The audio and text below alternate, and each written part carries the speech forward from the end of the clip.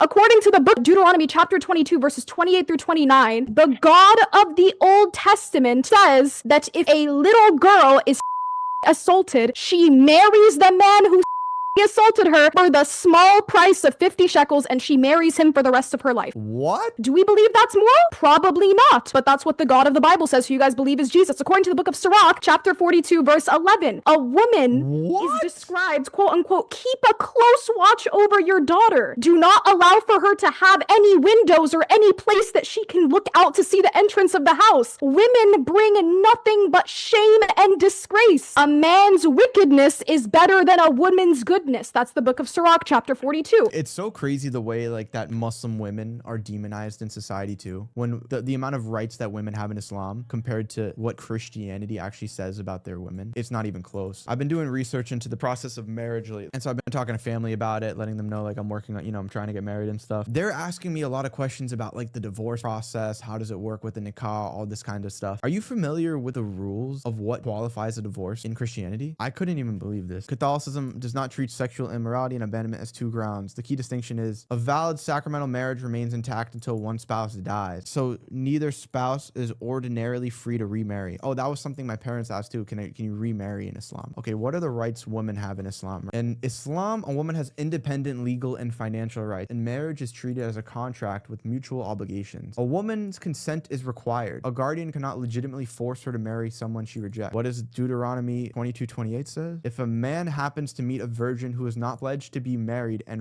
her and they are discovered, how is this real? He shall pay her father 50 shekels of silver. I can't even believe this is in the Bible. He must marry the young woman, for he has violated her. He can never divorce her as long as she lives. That's just absolutely insane. Thank God people don't practice that anymore, honestly. That's unbelievable. Woman in Islam has the right to accept or refuse a marriage. The right to a dowry. The husband must give the wife a dowry, a marriage gift belonging exclusively to her. The right to negotiate marriage conditions, continuing education, living in a certain city, having separate accommodation. The right to financial support. The husband is responsible for reasonable maintenance, housing, food, clothing, and essential living. Let a man of wealth spend according to his means, according to the Quran. Marriage does not merge the spouse's finances automatically. A Muslim woman may own property, earn income, run a business, go to school, buy and sell. It's so comical how different it is. And then you even look at the fruits of those seeds that have been planted. And you look at the Muslim women nowadays. Majority of them, I'd say, are still virgins. A lot of them are good girls. You can actually get a wife that's submissive and listens to her husband. And I know a lot of people get mad about that, but to be fair to the other side too, a woman should only submit to a man that's worthy of submission too. So that's where I feel for the sisters too, because a lot of guys nowadays, they don't deserve a girl to submit to them. They're not leaders in any sense.